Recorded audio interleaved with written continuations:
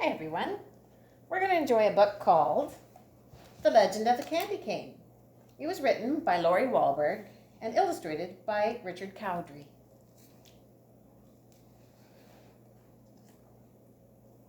One dreary evening in the depths of November, a stranger rode into town. He stopped his horse in front of a lonely storefront. The windows were boarded shut and the door was locked fast. But the man looked at it and smiled and said, "It will do." All through the short gray days and the long dark nights of November, the man worked. The townspeople could hear the faint pom, pom, pom of his hammer and the sh, sh, sh of his saw. They could smell the sweet, clean scent of new lumber and the deep, oily smell of new paint. But no one knew who the man was or what he was doing. The mayor hoped the man was a doctor to heal his illness. The young wives hoped he was a tailor to make beautiful dresses. And the farmers hoped he was a trader to exchange their grain for goods. But the children had the strongest, deepest wish of all. A wish they did not tell their parents. A deep, quiet, secret wish that none of them said out loud. No one spoke to the man. No one asked if he needed help. They just waited and watched and wondered and wished. But one small girl watched and wondered, waited and wished longer than she could stand. And one snowy day she knocked on the stranger's door. "Hello," she said. "My name is Lucy. Do you need some help?" The man smiled warmly and nodded.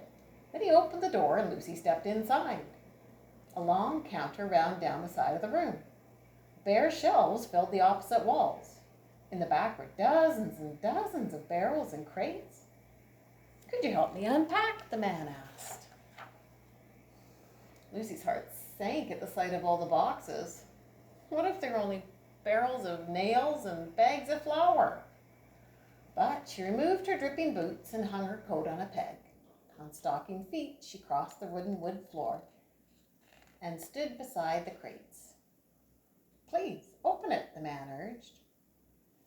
Slowly, Lucy put her hand into the box and pulled out an object wrapped in tissue. Round and heavy, it almost slipped through her fingers. Lucy trembled a little bit as she unwrapped it. It was a glass jar. Lucy gave the man a puzzled look. "Go on," his nod said. So she unpacked another glass jar, and another, until she was completely surrounded by all shapes and sizes of jars. Tall and thin, round and squat, jars with lids and jars without. "Now," the man said, "for something to put inside." And he pulled over a huge crate stamped with a strange word. Confections?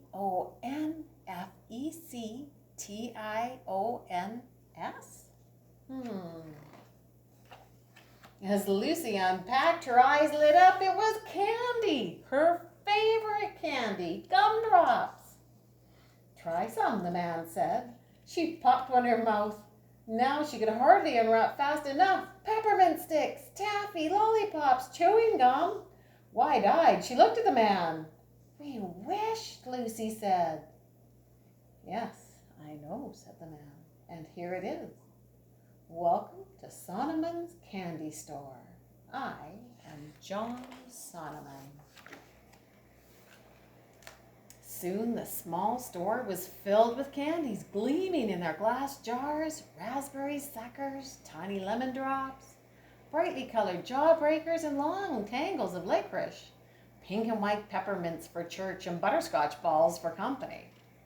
Then, in the very last package, in the very last crate, was a candy Lucy had never seen before. A red and white striped candy stick with a crook on the end. "What is this?" Lucy asked. "This," Mr. Sonneman explained, "is a candy cane. It's a very special Christmas candy." "Why?" Lucy asked. "Tell me," Mr. Sonneman said, "what letter does this look like?" Lucy took the candy and turned it in her hand. "J," she said. "Yes," Mr. Sonneman smiled. "J for Jesus, who was born on Christmas Day." "Now turn it over. What does it remind you of?" Lucy turned the candy in her hand. She peered down intently. I know, she said finally. It's like a shepherd's staff. And who were the first to find out about Jesus' birth? Mr. Sonneman asked. Shepherds in the field, Lucy answered, watching over their flocks by night. But, Mr. Sonneman, what are the stripes for? Lucy asked. The man's eyes grew sad. The prophet Isaiah said, by his stripes we are healed. Before he died on the cross, Jesus was whipped. He bled terribly. The red reminds us of his suffering and his blood. But then, Mr. Sonneman continued, the candy is white as well. When we give our lives to Jesus, his blood washes away our sins, making us white and pure as snow. That, he said, is the story of the candy cane. Is it a secret? Lucy asked. Mr. Sonneman looked at her for a long moment. It's a story that needs to be told, he said. Will you help me share it?